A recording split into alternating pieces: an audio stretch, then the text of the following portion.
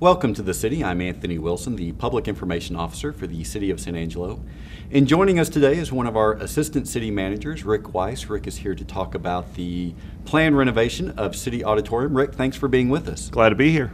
It's a great topic. Yes, of course. The voters back in our last half-cent sales tax election approved a measure that allocated $3.75 million to the renovation of City Auditorium, which was built in 1928. Talk about the work that has been done to date. Well, you know, the building needed a lot of work, and City Hall was in that same sort of need because we hadn't done a lot to the buildings. So when they were doing the City Hall work, which we moved back in a couple of years ago, a lot of the elements overlapped with the auditorium, specifically the air conditioning and heating being the major one. As you may recall, City Hall and the auditorium were heated by a boiler system. That, of course, wasn't any good anymore, and the City Hall itself and the auditorium had no central heat. So that was the major component, and so the air conditioning system was designed to accommodate handling the load in the auditorium as well. In addition to that, when we were working on the building, we went into the basement area of City Hall, which extends underneath the auditorium. And once they got under there, they found that a lot of the structural columns that are supporting the auditorium were just deteriorating and falling apart. So we had to go back in and stabilize all of that. So we spent a lot of money on those kind of things. And then we also did some things that just needed to happen as we were rerunning sewer pipes and those type of things from and in and out of the building. Some of the auditorium work had to be done during the City Hall project, or it was going to require us to tear things back out later that we had already fixed in the City Hall. So you'll see a lot of the restroom work, the demolition, those kind of things took place while we were doing City Hall. And now we have about $1.8 million from that initial earmark for the rest of the renovations. Of course, there's a bigger concept at play now than there was then. Talk a little bit about that. You know, initially when we started the project, you could tell when you went in the auditorium, the sound and the lighting and just the curtains, those kind of things just were old, they were outdated, they weren't functioning well. And so, our vision was we've got to bring this up so it can continue to function. Since that, the Performing Arts Coalition came together and really brought a whole new picture to play here. And that also included where our hub was going to be for the Performing Arts Center. And so our budget grew and our scope of work grew as we looked at really making this a facility that's going to last the next 50 years and beyond, but the improvements we make, bringing it up to just a top-notch facility. So you mentioned the San Angelo Coalition of Performing Arts, which consists of the symphony, the ballet, the community theater, and the Cultural Affairs Council. And what we have planned now in partnership with SAPAC is a performing arts campus with the auditorium, as you mentioned, the hub, the anchor of that campus. Why does that concept make good sense for the city? As we looked at the whole concept, there had been a thought that maybe a performing arts center needed to be built down on the river. We hired a consultant who's well known in the theater industry, Janice Barlow, to come in and look at our town and what made sense for us. As they looked at that, the study came back and said, you've got a jewel right here in the center of your community, and you can't recreate this auditorium anywhere else, and furthermore, we couldn't afford it. And so you really need to focus your synergy around this building and expand upon that. So the auditorium then became the hub of what we were looking at, and we started looking at what other options there were around the facility that we could take advantage of. The Koch building came up for sale, and so the Performing Arts Coalition and the San Angelo Area Foundation worked together to purchase that facility.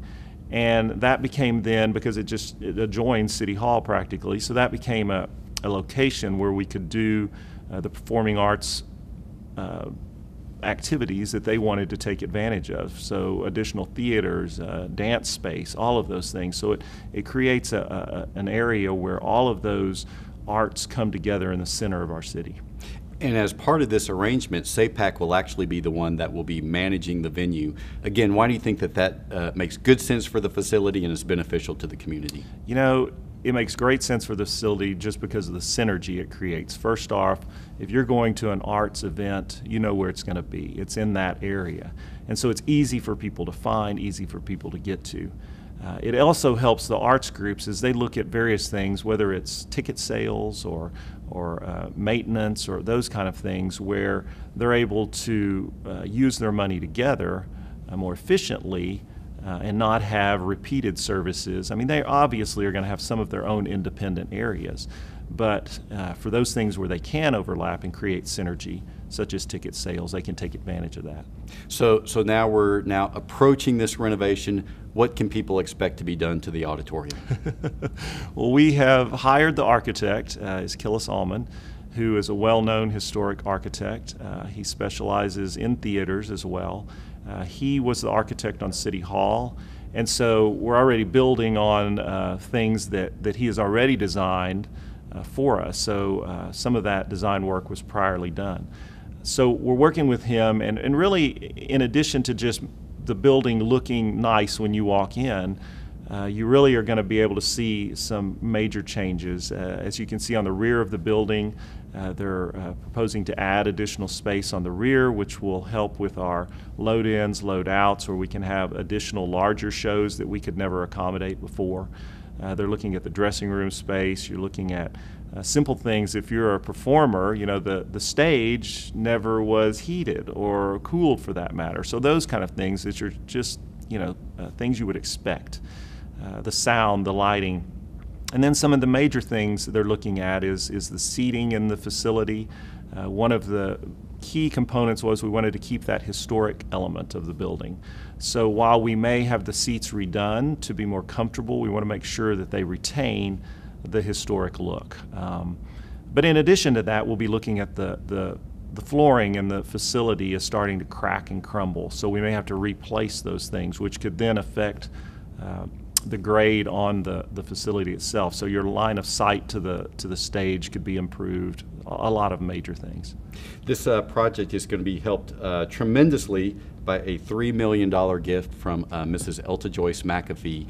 How important is that to this project? It's incredible. And I had the pleasure of meeting Ms. McAfee, and she is a woman who has a sincere love of the arts and also a sincere love of this facility.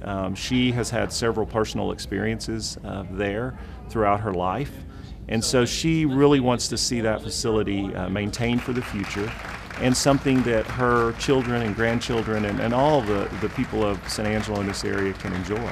So her gift really takes the project to the next level. We were really just going to be able to do the basics before with the budget, which included the sales tax money, and then it included $2.5 million from the San Angelo Area Foundation and SAPAC, who did the fundraising on that, and some other some other insurance dollars. Her $3 million really pushes it to the next level, where a lot of the flooring and the re-raking and those things that were something that we probably wouldn't have been able to afford, and even the back of house, it allows us to do that now. Is there a timeline for when you anticipate the work will be completed? Killis, the architect, is just on board now, so he really thinks that the design work will take, it can take up to a year to complete and get the project out to bid, and then construction could certainly take 9 months. So, we're really looking at anywhere from a year and a half to 2 years for total completion. And once the facility is completed, what sort of activity are you anticipating in that venue? Well, I think the sky's the limit. San Angelo is a great stopping point between some of the big hubs in Texas, whether that's San Antonio, Dallas, Lubbock. And so I think the amount of activity is unlimited, and as the SAPAC group takes over, they really specialize in the arts. So that's something that they can help us with as far as bringing in shows of that nature for San Angelo. But aside from that, just the amount of local activity that will happen. When the auditorium was open before, we had a lot of recitals, we had various shows for the children and so forth. So I really see that type of activity increasing.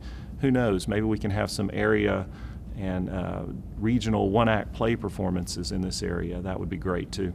Do you have in your mind a reaction that you would like people to have the first time they walk back into the venue after it's been renovated? You know, I think it's going to be a wow. No, you know, that facility, no matter how many times I walk in it, I have that now, and it's not renovated. You walk in there and you're like, wow, this is an incredible facility for a town of San Angelo's size to have, and certainly a town out in West Texas. And so while they had a wow factor before, I think when they walk back in after the renovation, it'll just floor them. We only have about a minute left. Why do you think that this project is important, and maybe especially for downtown? You know, downtown continues to develop and thrive. And as that continues to grow, what we want to see is people downtown. You don't want streets that are vacant. You want people down walking, whether it's, you know, any time of the day, not just during the business hours, so on the weekends. This just brings another component to downtown that brings people and life to our city. And where you have a vibrant downtown, your city will thrive as well. We've been talking with Rick Weiss. He is the Assistant City Manager for the City of San Angelo.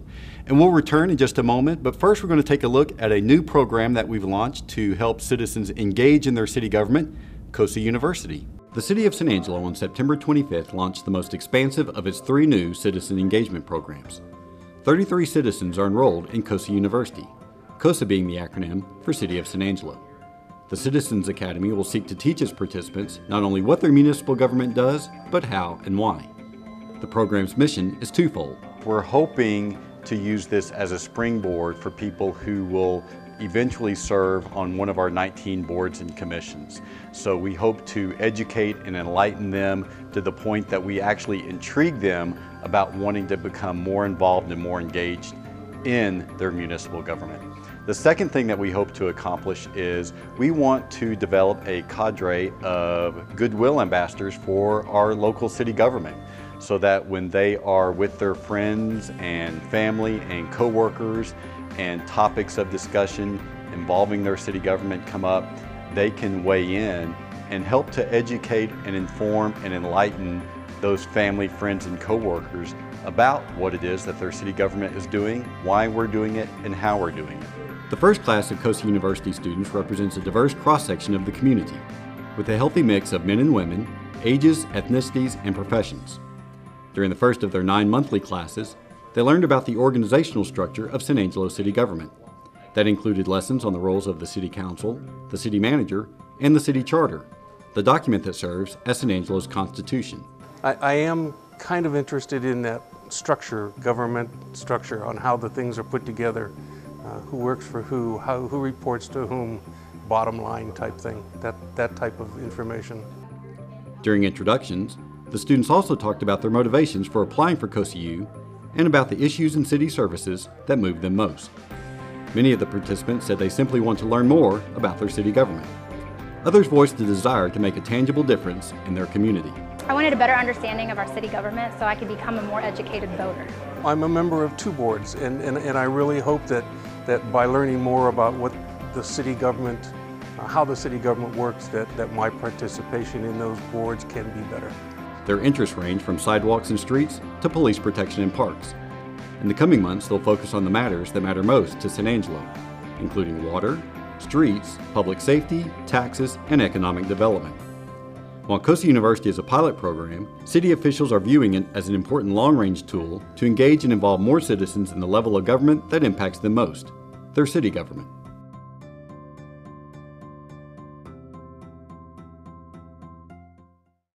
Welcome back to the city, and we are joined now by David Knapp. He is the construction manager for the City of San Angelo. Dave, thanks for being with us. Thanks for having me. First of all, explain what the construction manager's role is within the City of San Angelo and some of the higher profile projects that you've had a chance to work on. They brought me on with the city to help manage or be the contact point on some of their major projects at City Hall, renovation, river renovation. And I deal with the architect, the contractor directly as a spokesperson for the city, so I can answer questions on projects or any issues that come up and If I need to, I can get back to whatever department is. I can say, hey, they've got a question for you here. Otherwise, most of it I can handle construction-wise or design-wise with my knowledge and background. And serve a little bit. Of course, your background being you're an architect, correct. But also provide some quality control on the construction projects within the city. That's correct. I can keep track of what they're doing, and hey, if they're cutting corners, kind of call them out on it, and hopefully keep them on task. Now, you are currently involved in a whole string of projects that I think are of interest to the public, and I want to walk through those one by one. Starting first with the expansion of what's happening at the Bosque. For those who may not be familiar with it, where is and what is the Bosque? The Bosque is kind of a part 2 or phase 2 on our river project. It's down at the little park that we created by the Irving Bridge. And so part 1 was just putting in the bocce ball courts, the washer pitching courts. We have chessboard, and there's a small cedar rail fence. Well, on the north side of that fence is what we're calling, this phase of the Bosque. And in that, we kind of recreating what was there before. There was a concession building, there was putt-putt. So we're going to redo that in a new and fresher way. We'll have one 18-hole putt-putt course, and we'll do a smaller concession building. And we'll have an open space that could be used for a variety of things. But in the center, where the concession will be, we're trying to bring in, it's very popular in other cities, is food trucks. So in conjunction with the concession building and the putt-putt, we can bring in food trucks and really create, people are already hanging out down at the Bosque now, and this becomes more of a destination. Hey, you go down there for lunch during the day or on the weekends, Thursday, Friday, Saturday nights. We're still trying to figure out how all that is going to operate. And we have an RFP out for a concessionaire to, looking for someone who can manage and run that area. Someone who has a vision for, activities that they can bring in and do. They'll rent out chess pieces. They'll rent out the bocce balls. Most people have their own washers. They'll rent balls and putters for the putt-putt. We'll be the city will be installing a dock, so then they can bring in their paddle boats, their own kayaks, and they can rent that out. Trying to, as many different venues or avenues for them to, make money and create interest and activity down there. So it sounds like, as you mentioned, you're trying to make that a destination with a really lively and energetic atmosphere. Right. I think everyone is happy with the atmosphere, with the Tivoli lights strung back and forth and the light towers. It already has a great atmosphere. Now we're trying to, I guess, infuse some activity with that. And, the food trucks you see them lined up in Austin and Dallas, and, just people line up for those all the time. So if you can, with that, you can get a variety of foods and, just add a little excitement and activity there.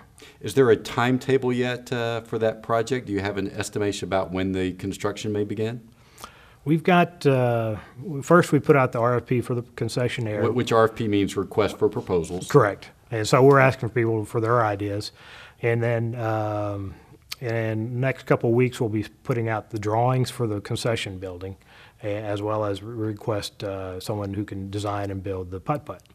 So if everything falls into place nicely, the idea is that come spring, March, April, May, somewhere in there, that the building could be built, the putt-putt could be ready, and we've got a vendor lined up to run the concession. So, if all goes well, I'm hoping that spring next year, which is a perfect time to open something in the park, we can, have a lot of activity down there.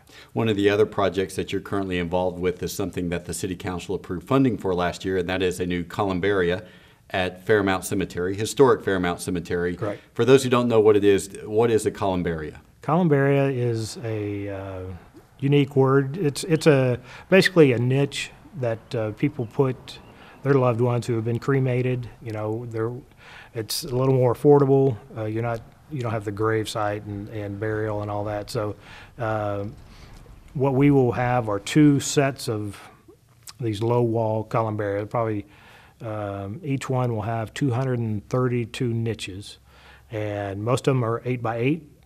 by 12 inches deep, and there's a few 12 by 12s. But they come with a polished granite face, and then the rest of the surrounding elements will pick up on the coloring, the materials and coloring of the gazebo that's out there, historic, the brick and the cast stone, and we're not matching the green roof, but our polished granite is a green, beautiful green color, so that'll pick up on that kind of historic accent. And this is phase one. I think that we've got 2 more phases.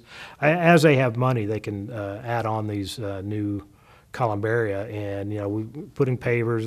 They'll be selling memorial pavers that kind of surround and link you from one end to the other. And in the center of this first phase, we've got there's an existing beautiful tree that we're going to kind of circle and have some benches around, and so it'll be a nice addition to the cemetery. And where in the cemetery will the columbaria be located? It's in the very back. If you come in the front gate, you kind of curve around the gazebo, and you head straight back, and it'll be kind of on your right, not the very last row, but the row before that. So, do you have dates for when the construction will begin with that, and when the project may be completed? The drawings and specifications should be done early October, so maybe end of this week, early next week. We'll run it through our purchasing and legal department, put that together, that package together, and I'm hoping that we can put it on the street maybe by the end of the month. Again, it's similar to the putt-putt, that we could have it bid out by the end of the year and start early 2015, and that one probably won't take that long to construct. So I think sometime in 2015 it'll be ready. You've also been working on a new fire training facility. Correct. Tell us where that will be. The fire training facility will be out behind the animal shelter that the city owns, and there's quite a few acres out there, so we're carving out 11 acres that we can use for our training facility, and they'll have a new burn building that they can practice on. Obviously, we'll be relocating from the property there along the river, which is a good idea. We can expand. It's old, outdated. We've outgrown it, and so now we'll have better classrooms, more offices, and better training facility for the men teaching it, as well as I think the chief is looking to expand his what he can do with it, and so this will be able to bring in more people. And in addition to training firefighters for the San Angelo Fire Department, it'll also serve as a bit of a regional fire training facility, correct? Correct. He does train a lot of these smaller volunteer communities. They all need training as well, and so he can handle that easily. We will also, they do training with all our local, every station, and so what we're setting up is to where they can do a kind of a technology allows us to have a video conference, so the guys can stay at their station. They don't have to leave their station and come, so they can video conference their training as they need it, and those guys can stay in their station where they are. When will the ground be broken on that, and when do you expect completion of the new fire training facility? The construction on that, it's probably a 9-month process. I'm hoping in the next couple of months we can finalize. We have a construction manager at risk who will be working with us as we finalize the design and give us pricing, and hopefully, the goal is, we're keeping this in budget, and then he'll be able to give us a guaranteed maximum price, and we'll move forward from there. Perhaps the project that you're involved in that has garnered the most attention is the Red Arroyo Trail project, and of course that has a lot of interest among the community. Tell us where we are with that particular project. That project has been bid out, and we've been working with the contractor. There was it was a little over budget, so we had to move some things around and cut some things out. But I think, all the trails are still intact. Some of the nice finished things may be taken out, but they should be starting breaking ground on that either end of this month or early November. I think everything's been resolved on the restroom facility and other cuts that they were making, but it's ready to go, and everyone's anxious for that to get going. Of course, that will be a concrete trail along the Arroyo from Sherwood Way to Knickerbocker. Correct. And it'll be good for walking or riding a bicycle or skateboarding or whatever. What are some of the other amenities that will be along the trail? We, it's a 14-foot wide trail, so you can get a lot of people on there, and anything that's non-motorized, so we expect a lot of traffic. There's a few areas for benches. There's 3 parking lots for people, kind of access points, one at Millbrook, one by Unidad Park, and then one off of Sol Ross. And, we'll have trailheads and maps that kind of give you an idea of where you are relative to things around and what may be close to you, giving you distances as well. I think end to end, it's about 4 miles. So that information, probably the biggest benefit we'll be seeing is a new restroom that'll go in at Unidad Park. So the trail comes right by there, so you can get off, go to the restroom, and get back on the trail. Obviously, we'll be getting rid of the porta potties that are there now, and I think everyone will be happy with that. Now, one of the other projects that's planned along the Red Arroyo Trail or close to it in the College Hills area is a proposed dog park, and we're still waiting to raise all the funds necessary to complete that project. But once those funds are raised, tell us what is planned as part of the dog park.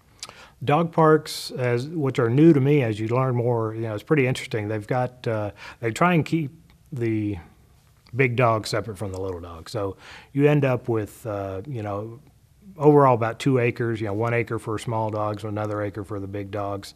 And, it's really a controlled entry and exit from each, side for each size dog.